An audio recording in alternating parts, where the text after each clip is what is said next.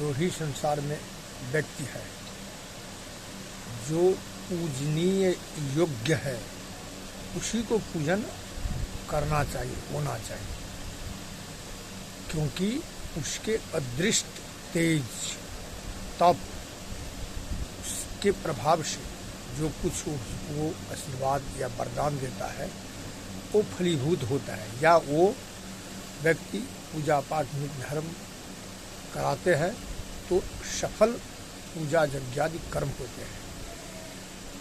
एक वह हो गया।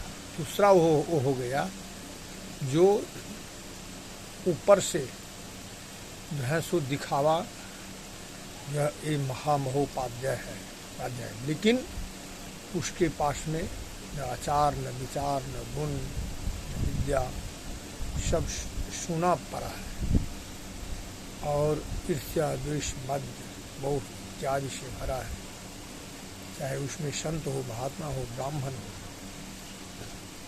वो पूजने योग्य नहीं है।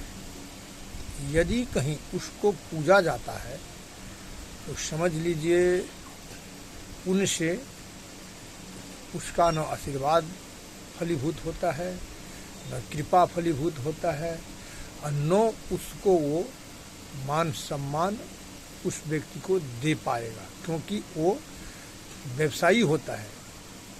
वो जो है सो क्षण में ही अपना नियम बदलता रहता है। वो कब क्या नियम बदलेगा, कब कहाँ जाएगा, क्या करेगा, कोई ठिकाना नहीं। उसी को गद्दार कहते हैं। जिन्होंने जवाहरलाल नेहरू ने ऐसे ही गद्दारों का स्थापना की, जिससे हमारा राज्य संतुलित हो और हम अकंटक रहें सो दीर्घ काल तक राज्य कर सकें। नहीं तो जवाहरलाल में कोई गुण था ही नहीं जो वो जिस स्थान पर, जिस पद पर बैठा था, उस पद के लायक जवाहरलाल नेहरू उस पद के लायक था तो वल्लभ भाई पटेल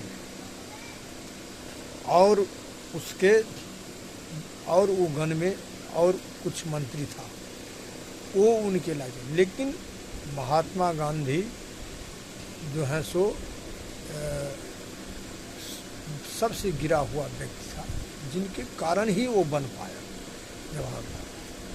तो यह इतिहास कहता है, हम नहीं कहता है, इतिहास कहता है, हम नहीं कहता है, क्योंकि हम कहने वाले कौन है? हम तो इतिहास देखता है। हम पंडित है, पंडित जो है सो पुराण देखता है, जो पुराण में क्या है यही इतिहास है। ये राजा ये किया, वो ये किया, वो वैश्य ब्राह्मण ये किया, यही इतिहास है। ऐसे ही अभी भी इस समय में भी इतिहास है, जो हर महाराणा प्रताप का इतिहास है, मुगलों का इतिहास है, अंग्रेज़ों का इतिहास है, इसके बाद में कांग्रेसों का इतिहास है। ये कांग्रेसों का इतिहास में से यह हम आपको बता रहे हैं, क्योंकि वो जैसे मुगल का था फूट डालो शासन करो, जैसे अंग्रेज़ का था फूट डालो शासन करो, ऐसे ही कांग्रेस का भी वही नीति था, फूट डालो शासन करो, लेकिन मरो जरो कुछ हो इसका अधिकारी हम नहीं है। अब यही क्या होता है, तो सत्ता तो एक दिन जरूर जाएगा, लेकिन उससे जो है सो वंश खराब हो जाता है।